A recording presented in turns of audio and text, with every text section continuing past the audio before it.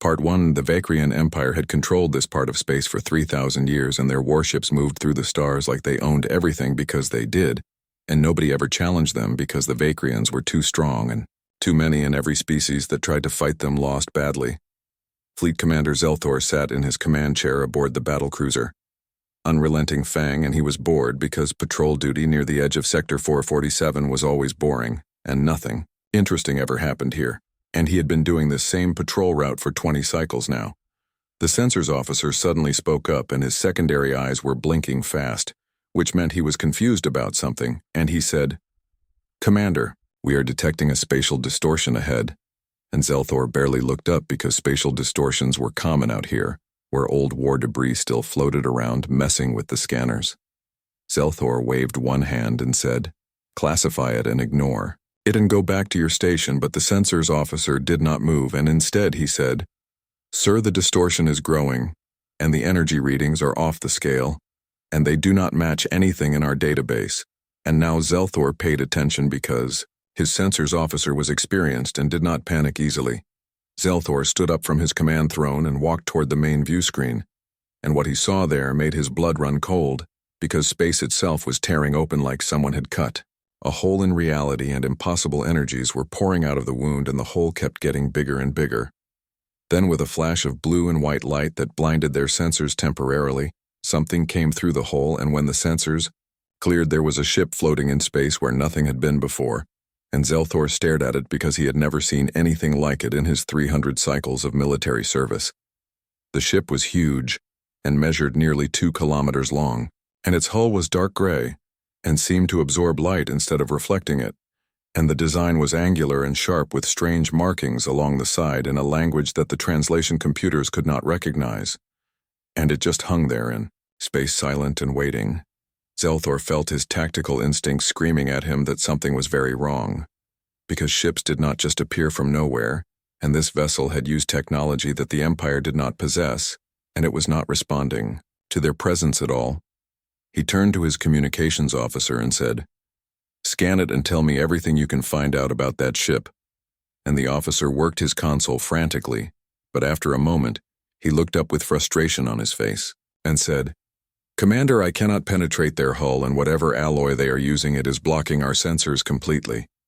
Zelthor felt cold fear starting to creep into his chest, because the Empire had the best sensors in the known galaxy. And if they could not scan this ship, then its technology was far more advanced than anything they had encountered before. He said, "Hail them on all frequencies and use every language in our database," and the communications officer did so and sent out greetings in 47 different languages, but there was no response from the mysterious vessel, and it just continued floating there like it was studying them. Standard Imperial protocol was very clear about what to do when encountering unknown vessels that refused to identify themselves, and Zelthor had followed protocol for his entire career, and he was not about to stop now. Even though something in his gut told him this was different, he said all ships go to battle stations and lock weapons. On the unknown vessel and throughout the unrelenting Fang and its 12 escort cruisers, the crews rushed to their combat positions, and plasma batteries powered up, and missile tubes loaded their warheads, and targeting systems locked onto the dark gray ship. The unknown vessel still did not move and did not react, and it just floated there waiting, and Zelthor wondered if maybe they could not detect his ships, or maybe they did not understand that they were being targeted, but that seemed unlikely given their obvious technological sophistication. Inside the human warship, USS Defender Captain Jack Miller stood on the bridge watching the alien fleet position itself around his ship, and he had been a military officer for 30 years, and he had seen a lot of strange things. But this was definitely in the top 5. He was a calm man with gray starting to show at his temples, and his crew trusted him to make good decisions, even in the craziest situations. And this situation was definitely crazy because they had just completed humanity's first successful test of an experimental wormhole drive, and instead of arriving in empty space like they planned, they had materialized right in the middle of someone else's territory. Jack said, "Give me a status report," and his voice was quiet and controlled because panic never helped anyone. And Lieutenant Commander Nicole Carter looked up from her tactical station and said, "Captain, we have 13 hostile vessels in attack formation around us, and they have locked weapons on our position, and their energy signatures suggest plasma-based weapons, and what appear to be fusion missiles. Jack nodded slowly and said, "Have they responded to our hails?" And Nicole shook her head and said, "Negative, sir, and either they cannot understand us or they are choosing not to respond." And Jack thought about that for a moment, because both options were bad in different ways. He turned to the engineering station and said, "Commander Hayes, what is the status of our wormhole drive?" And the chief engineer's voice came through the comm system and said, "Still spooling down from the jump, Captain, and we need at least 30 minutes before we can make another transition." 30 minutes, and Jack looked at the alien fleet on his tactical display, and the lead ship was massive and probably outweighed the Defender by 3 times, and the smaller escort vessels were each still bigger than any destroyer in Earth's fleet, and he was surrounded by 13 of them. His first officer, Commander Lisa Grant, stood beside him, and she had been with him for 5 years, and she was smart and good at reading tactical situations, and he trusted her judgment completely. He said, "Lisa, what are our options here?" And she studied the display with her characteristic intensity and said diplomatically, "We keep trying to communicate, and militarily our weapons are untested against their technology, but our shields are rated for energies far beyond what we are seeing from their power signatures, so we could probably take a few hits." Jack said, "I would rather not find out." And then he said, "Keep trying all frequencies and broadcast mathematics and universal constants and anything that might establish we are trying to communicate peacefully." Nicole said, "Aye, Captain," and she started broadcasting everything she could think of that might establish peaceful intentions, while Jack watched the alien ships and hoped they would give him time to figure this out. On the Vakrian flagship, Zelthor was growing impatient, because the unknown vessel refused to respond and refused to move, and refused to power down its systems, and worse, his sensors were picking up energy buildups within the ship that suggested it was preparing weapons. Zelthor made his decision and said, "Fire a warning shot and use plasma battery 3 at minimum power, and aim it across their bow to show we are serious." The unrelenting Fang's port plasma cannon fired and sent a bolt of superheated matter screaming across space, and it passed 100 meters in front of the unknown vessel, which should have been close enough to get their attention without actually damaging them. The response was immediate and completely unexpected, because the unknown ship's hull suddenly rippled with energy, and a shimmering barrier appeared around it, and the barrier was far more advanced than any Vakrian force field, and more importantly, every weapon system on the mysterious vessel suddenly lit up. On the Vakrian sensors, Zelthor's tactical officer said, "Commander, they are powering weapons," and his voice was rising in pitch, and he said, "I am counting over 300 independent targeting systems, and there are railguns and energy weapons I cannot classify, and something that is making our quantum sensors scream warnings." Zelthor felt real fear for the first time in his entire military career, because 300 weapons was more than his entire squadron combined, and he had just fired on the ship, and now it was preparing to fire back. On the Defender, alarms were blaring, and Nicole said, "Captain, hostile vessel just fired on us, and we have impact on forward shields. But there is no damage, and the shields absorbed it at 0.03% capacity." Jack kept his expression neutral, but his mind was racing because they had just been fired upon by an alien species that humanity had never encountered, and they were in a region of space that was supposed to be empty, and his ship was alone and cut off from Earth by experimental technology that needed time to recharge.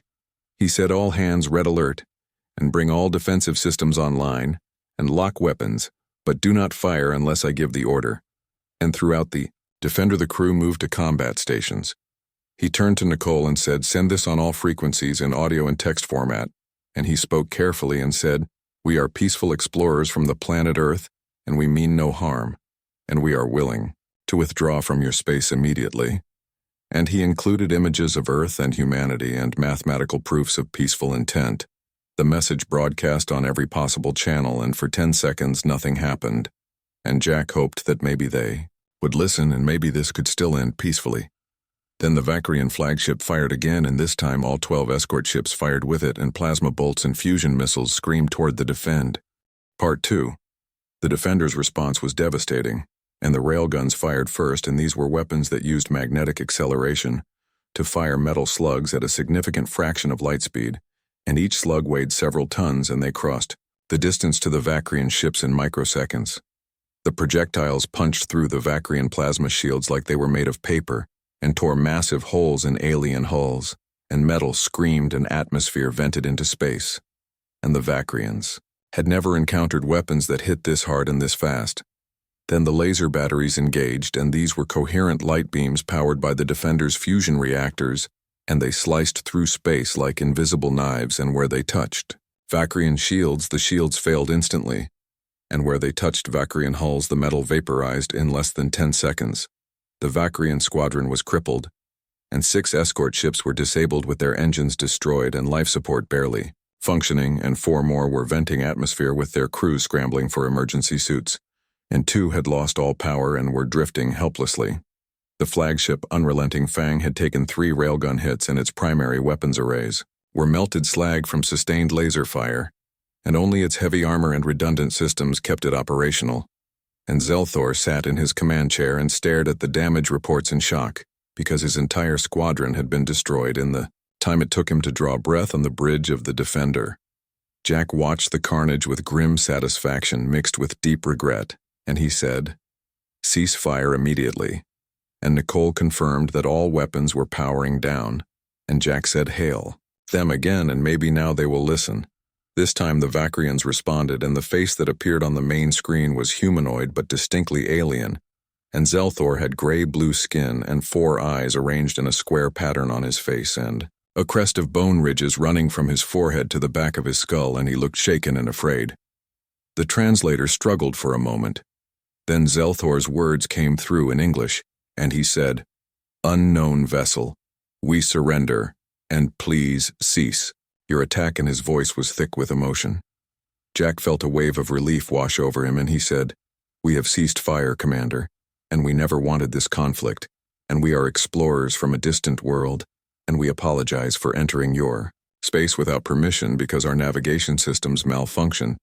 Zelthor's multiple eyes widened in surprise, and he said, "You apologize after demonstrating such overwhelming military superiority?" And he seemed genuinely confused by this. Jack said, "We are not conquerors, and we came in peace, and you fired first, and we simply defended ourselves." And then he paused and said, "You're wounded, do you need assistance?" The Vakrian commander seemed unable to process this, and he said, "You would help us after we attacked you," and his confusion was obvious even across species lines. Jack said, "Our medical teams are standing by, and we can send shuttles with supplies and doctors if you need them." Lisa leaned close to Jack and whispered, "Captain, is that wise, because we do not know anything about these people?" And Jack replied quietly, "We know they are hurt, and we have the means to help, and that is enough." He turned back to the screen and said, "Commander, I am Captain Jack Miller of the Earth, Vessel Defender. And what do we call you?" Zelthor seemed to gather himself and said, "I am Fleet Commander Zelthor of the Vakrian Empire, and Captain Miller.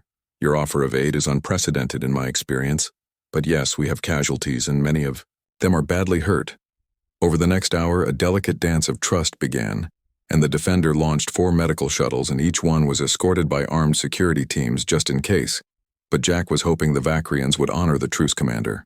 Lisa Grant led the mission personally along with Dr. Kevin Price, who was the ship's chief medical officer, and Kevin was a stocky man in his 40s who had seen a lot of combat injuries in his career, but never from alien weapons fired by humans. As his shuttle approached the crippled Vakrian flagship, Kevin reviewed what little data they had on alien biology, and he said to his team, "This is going to be interesting.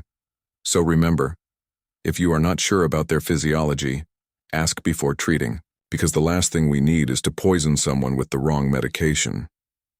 The Vakrian medical bay was chaos, and injured crew members lay on tables while overwhelmed medical staff tried to treat them with limited supplies, and many of the Vakrians had suffered burns from plasma backflows when their own weapons were destroyed, and others had injuries from explosive decompression when hull breaches occurred. Lisa and Kevin were met by a Vakrian officer whose translator identified her as Chief Medical Officer Yara, and she had the same 4-eyed configuration as Zelthor, but her crest was smaller and marked with decorative notches.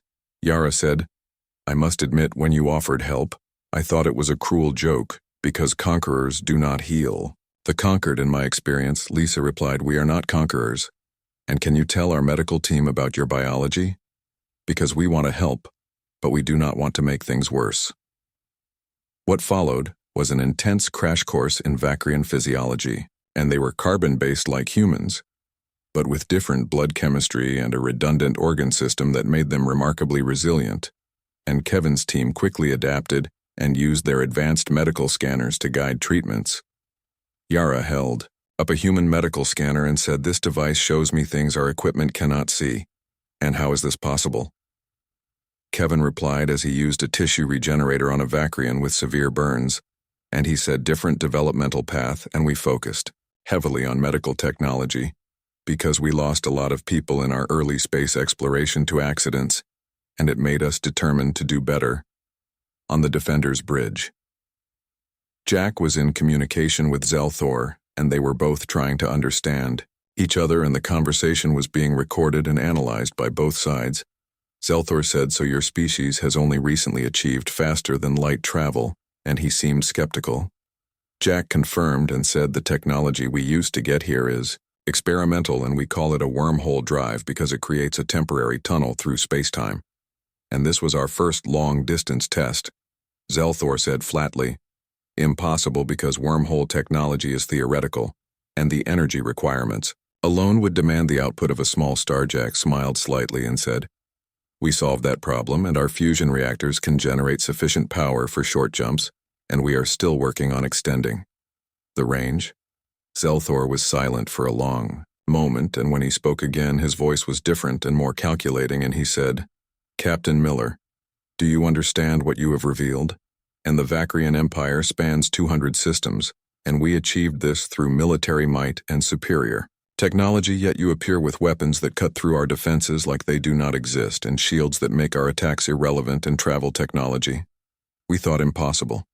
And you are either very brave or very foolish to be so forthcoming.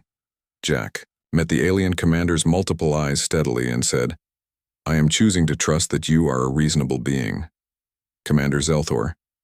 And yes, we have advanced technology in some areas, but we are also alone and far from home, and surrounded by a civilization that vastly outnumbers us, and I would rather make a friend than an enemy.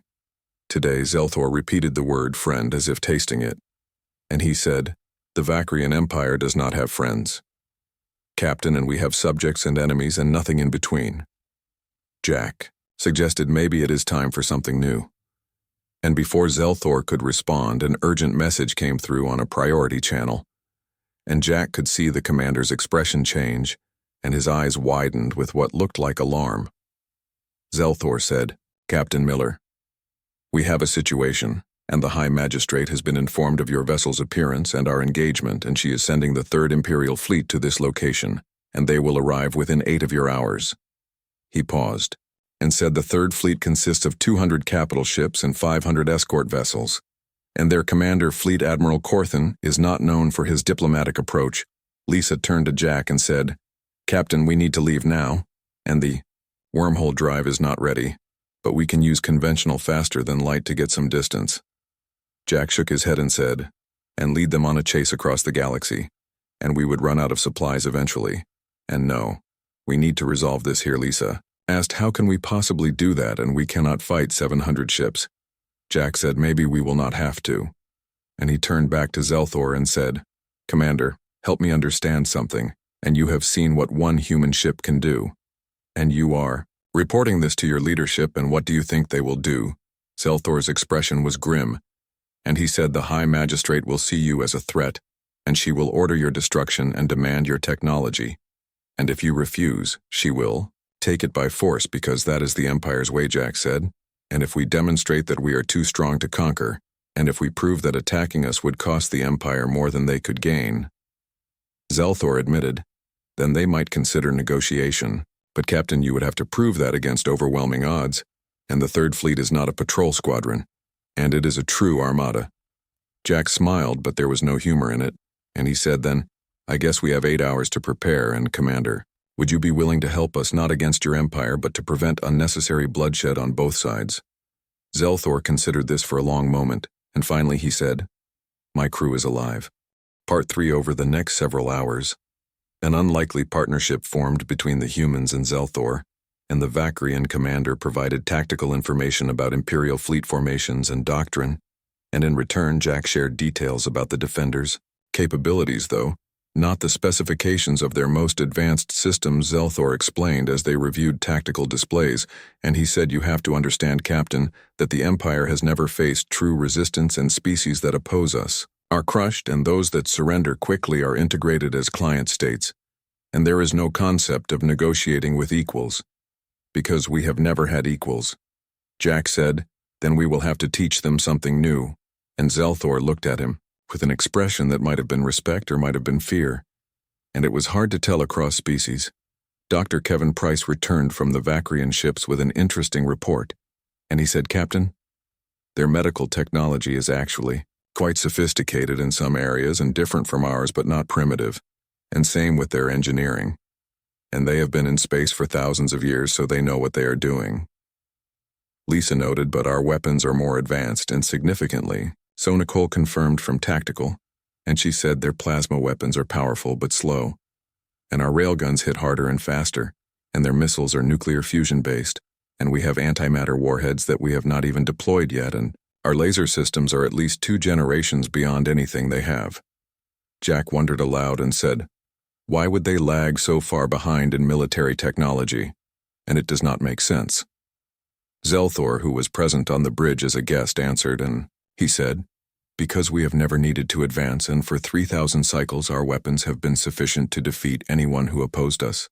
And why invest resources in research when what you have always works?"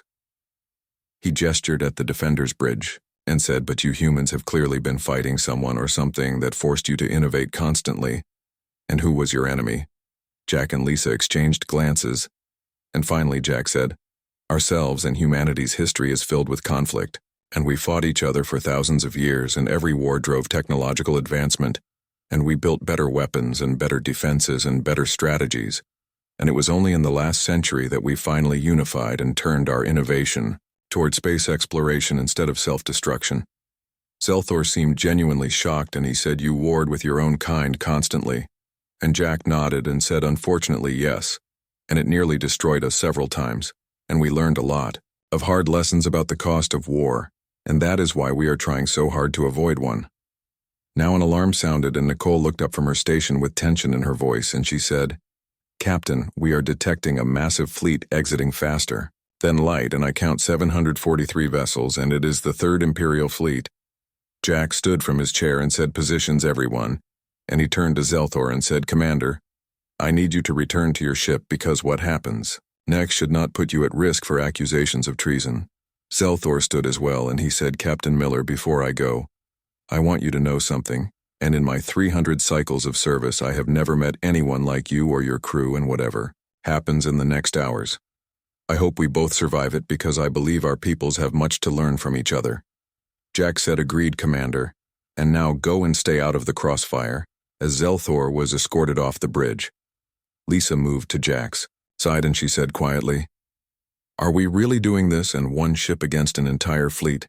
Jack watched the tactical display as hundreds of red icons materialized in space around them, and he said, "We do not have a choice, and we cannot run forever, and we cannot fight forever. But maybe, just maybe, we can make them think twice about fighting at all." Lisa asked how, and Jack smiled and said, "By showing them something they have never seen before." And he turned to Nicole and said, "Prepare to deploy the drones," and then he said, "Kevin, I need you to configure our sensors for maximum range and resolution, because I want every ship in that fleet on our screens with full tactical data." He added, "And someone get me a channel to their fleet." Commander Lisa said quietly, "Captain, what are you planning?" And Jack admitted something crazy, "And I'm going to try to win this war before it starts." Fleet Admiral Corthan was not accustomed to being kept waiting, and from the command throne of his flagship, Absolute Dominance, he surveyed the tactical situation with growing irritation, and a single unknown vessel had destroyed half of Zelthor's patrol squadron, and now sat calmly in space surrounded by 700 Imperial warships.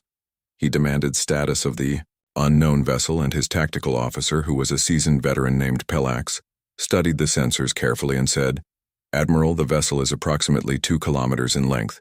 and it is maintaining position and has not powered weapons, but our scans are being deflected by some kind of hull coating, and we cannot penetrate their defenses with sensors. Corthan asked. And what about Zelthor? And Palax?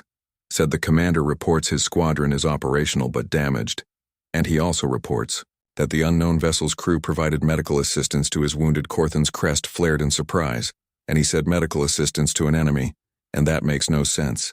Palax said yes, Admiral, and his report includes detailed scans of their medical technology, and it appears to be quite advanced. Corthan said forward that data to our intelligence division immediately, and he leaned back in his throne and said, hail the unknown vessel, and let us see what kind of species attacks our ships, then tries to heal our wounded on the Defender's bridge.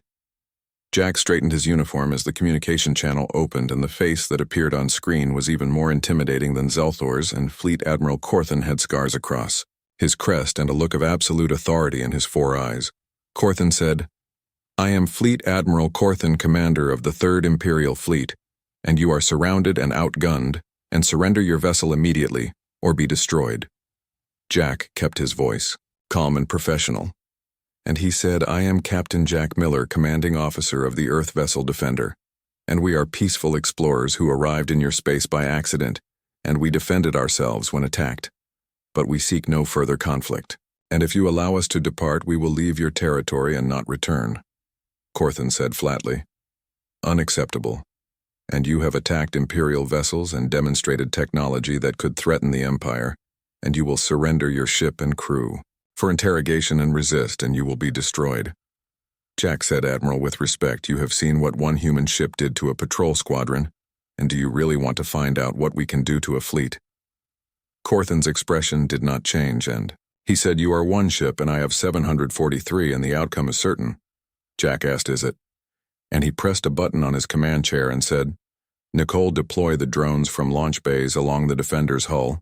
200 small objects shot into space, and each was roughly the size of a car, and packed with sensors and a powerful computer core and a miniature fusion reactor, and within seconds they had spread throughout the Imperial fleet, with one drone for approximately every 3 ships. On the absolute dominance alarm started sounding, and an officer said, Admiral, the unknown vessel has launched multiple objects and they are moving through our fleet. Corthan ordered, destroy them immediately, and plasma fire erupted from dozens of Imperial ships, but the drones were fast and incredibly fast, and they dodged and weaved through the attacks, and their AI-guided systems predicted firing patterns and adjusted course to avoid them, and a few were hit and destroyed, but most survived the initial barrage. Then the drones went active, and each one was equipped with powerful sensors and a laser communication array, and working in concert they created a real-time 3-dimensional map of the entire Imperial fleet, and every ship's position and speed and heading and power output and weapon status was recorded and transmitted back to the Defender on the Defender's bridge. The tactical display lit up with information, and Nicole reported, Captain, we now have complete tactical awareness of the entire fleet, and I am also detecting multiple vulnerabilities in their formation, and they are clustered too tightly, and a chain reaction could disable multiple vessels simultaneously. Jack nodded and said, transmit this data to Fleet Admiral Corthan, and let him see what we are seeing. When Corthan's tactical display suddenly filled with detailed information about his own fleet, and information more complete than his own sensors provided, he felt a chill run through him, and the unknown vessel was not just showing off, and it was demonstrating that it could target any ship in his fleet with perfect accuracy. Corthan said slowly, Captain Miller, you have made your point, but surveillance and actual combat are very different things, and you still cannot defeat 700 ships. Jack replied, can I not? And he said, your ships are using fusion missiles with yields in the megaton range, and we use antimatter warheads with yields in the gigaton range. And your plasma weapons take 0.3 seconds to charge and fire, and our railguns fire 20 rounds per minute per gun, and we have 48 guns, and your shields can absorb roughly 1,000 terawatts of energy before failing, and our shields can handle 10 times that and recharge from our fusion reactors in seconds, not minutes. Jack paused and said, Admiral, I am not saying this to threaten you, and I am saying it because I want you. Part 4. Before Corthan could respond, one of his subordinate commanders broke into the channel and said, "Admiral, I respectfully request permission to engage the enemy because we outnumber them hundreds to one, and we cannot show weakness." The face that appeared on a secondary screen belonged to Commander Vex, and he was a young and ambitious officer known for his aggressive tactics, and Jack recognized the type immediately because he had met plenty of officers like this who cared more about glory than strategy. Corthan seemed annoyed by the interruption, and he said, "Commander Vex, you do not have authorization to interrupt a command-level communication." Vex said with respect, "Admiral, the entire fleet is watching, and if we negotiate with a single enemy ship, we look weak and the Empire cannot afford to look weak." Jack could see the political calculation happening in real time, and Corthan might be willing to avoid bloodshed, but he had subordinates questioning his authority, and the Admiral needed a way to save face while avoiding a costly battle. Jack spoke directly to the aggressive officer and he said, "Commander Vex, you think your fleet can destroy my ship?" Vex replied confidently, "I know we can." Jack said, "Then, how about a demonstration, and a war game, and your best squadron against my ship and no live weapons, just targeting locks and simulated combat? And if you win, we surrender. And if we win, you let us leave in peace." Corthan immediately saw the value in this proposal, and he said, "Captain Miller, you would stake your freedom on a simulation?" Jack said, "I would because I am confident in my ship and my crew, and because it lets everyone here see the truth without anyone dying." Vex practically jumped at the opportunity, and he said, "I accept your challenge, human, and my squadron will crush you." Jack asked, "Your squadron?" and I said, "Your best squadron," and I was thinking bigger. "And how about your best 20 ships? The channel went silent, and 20 ships against one was still ridiculous odds, but it was at least somewhat face-saving, and Corthan considered carefully. Then nodded, and he said, "Very well. And 20 of our finest vessels in a simulated battle, and the engagement will be monitored by all ships in the fleet, and victory. Conditions are simple, which is destruction of the opposing force's command vessel." Over the next 30 minutes, preparations were made, and Commander Vex hand-picked 20 Imperial cruisers, and each one was a proven combat vessel with an experienced crew. And they formed up in a standard Vakrian battle formation, which was a spherical attack pattern designed to hit an enemy from all angles simultaneously. On the Defender, Jack gathered his senior staff, and he said, "All right, people, this is our chance to make a point without firing a shot, and Lisa, you have tactical command, and show them what we can do." Lisa moved to the tactical station, and her mind was already running through scenarios, and she said, "Nicole, transfer helm control to my station." And she said, "Kevin, I need maximum power to shields and weapons, and do not worry about the reactors, because we are not actually firing anything." The simulation began with Vex's squadron accelerating toward the Defender in their attack formation, and it was a proven tactic that had worked against countless opponents, which was to overwhelm with numbers and firepower from every direction. Lisa watched them come, and her fingers danced across the tactical controls, and she said, "Helm pitch down, 30 degrees, and roll starboard 90 in full acceleration." The Defender suddenly moved, and its powerful engines pushed it out of the center of the collapsing sphere, and 3 of Vex's ships were unable to adjust course quickly enough and ended up in each other's firing solutions, and the combat computer registered them as destroyed by friendly fire. Nicole reported 17 ships left, and they are breaking formation, and pursuing. Lisa said, "Target their lead vessel and railgun solution, and fire when ready."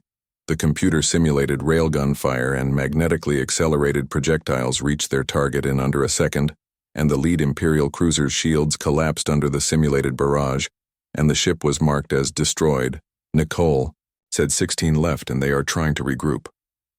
Lisa did not give them time, and the Defender twisted through space with an agility that seemed impossible for a ship its size, and human inertial dampeners were more advanced than Vakrian gravity compensators, and this allowed for maneuvers that would have left an Imperial crew unconscious from G-forces. The Defender dove through the center of the Imperial formation, and its simulated laser batteries fired constantly, and 4 more ships were tagged as destroyed, Nicole said. And there was excitement in her voice now, and she said, 12 remaining, Captain, and they are completely disorganized. And this is barely a fight." On the bridge of Vex's command ship, the young commander was experiencing his first taste of real fear, and the human vessel moved like a fighter craft.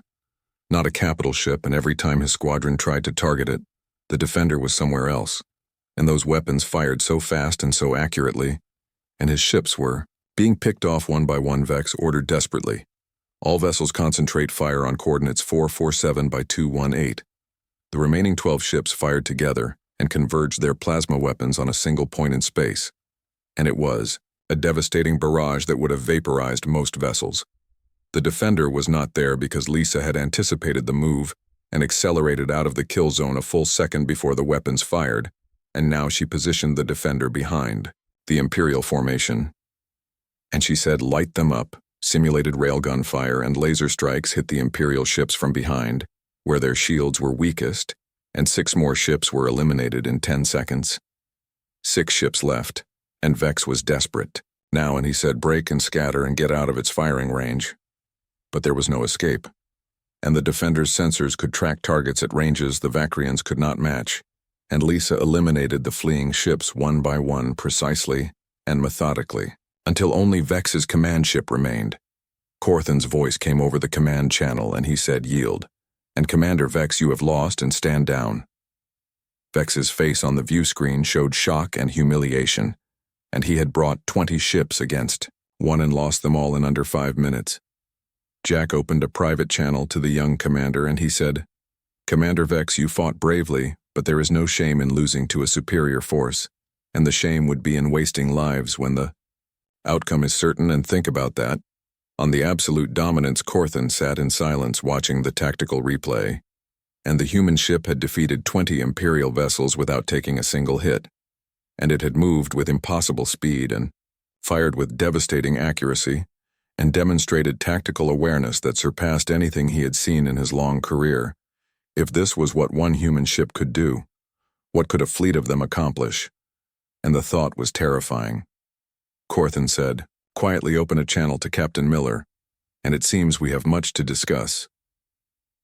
The conference room aboard the Defender was simple and functional, with a large table and chairs designed for human physiology, and adjustments had to be made for the Vakrian delegation, who were taller and required different seating arrangements. Fleet Admiral Corthan sat across from Captain Jack Miller, with Commander Zelthor and 2 other Vakrian officers flanking him. And on the human side, Lisa Grant and Nicole Carter accompanied Jack, along with diplomatic specialist Amanda Brooks, who had been frantically studying Vakrian culture since first contact. Corthan began, and his voice was measured and careful, and he said, "Let me be clear, and what you demonstrated today was impressive, but you are still one ship in a galaxy that belongs to the Vakrian Empire, and you may be powerful, but you are also alone." Jack replied calmly, "That is where you are wrong, and we are not alone. And Earth has a fleet of 60 capital ships, all equipped with technology similar to the Defender, and we are expanding rapidly." This was a calculated exaggeration, and Earth actually had 12 ships with wormhole capability, but the Vakrians did not need to know that. And the important thing was to establish that humanity was not a single vessel to be captured or destroyed. Corthan's eyes narrowed, and he said, "If that is true, why send only one ship into unknown space?"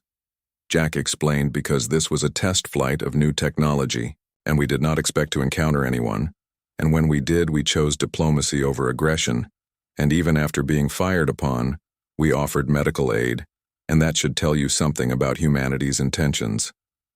Amanda Brooks leaned forward, and she said, "Admiral Corthan, can I ask a question? And in the 3,000 cycles of the Vakrian Empire, have you ever encountered a species that could match your military power?" Corthan admitted no, Amanda said.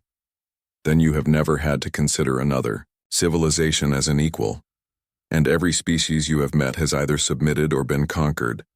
And that is not a judgment, just an observation, but humanity offers you something different, which is a potential ally, instead of another subject." Corthan said the word as if testing it, and he said, "Allies, and the Empire does not have allies, and we have tributaries and vassals."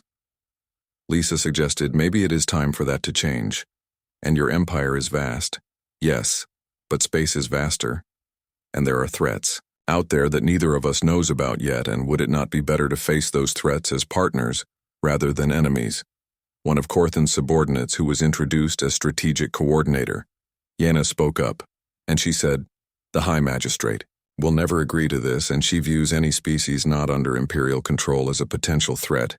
Jack said, "Then help us change her mind, and look, we know we cannot conquer your Part 5, Corthan asked, "What exactly are you proposing?" And over the next 2 hours they hammered out the basics of an agreement, and humanity would recognize imperial sovereignty over their existing territory, and the Empire would recognize Earth's sovereignty over their home system, and a buffer zone of 50 light-years and both sides would exchange ambassadors and establish trade relations, and most importantly, there would be a non-aggression pact lasting 50 cycles, which was long enough for both civilizations to adjust to each other's existence. Corthan warned the High Magistrate must approve this, and I cannot guarantee she will. Jack said, "Then let us give her a reason to," and he pressed a button on the table, and a holographic display appeared showing technical specifications, and he said, "This is a medical tissue regenerator, and it can heal injuries that your current technology cannot, and we are willing to share this technology as a gesture of good faith." Yena's eyes went wide, and she said, "You would give us this." Amanda said, "This and more. And we believe that technological exchange benefits both parties, and you have 3,000 cycles of space exploration experience. And we have innovations in certain fields, and together, we could advance faster than either of us would alone." Corthan looked at Zelthor and said, "Commander, you have interacted with these humans more than any of us. And what is your assessment?" Zelthor chose his words carefully, and he said, "Admiral, they destroyed my squadron in seconds, then spent hours helping our wounded, and their doctor worked alongside our medical staff, sharing techniques and technology, and they could have taken my officers prisoner for interrogation, but instead, Captain Miller sent me back to my ship to preserve my honor.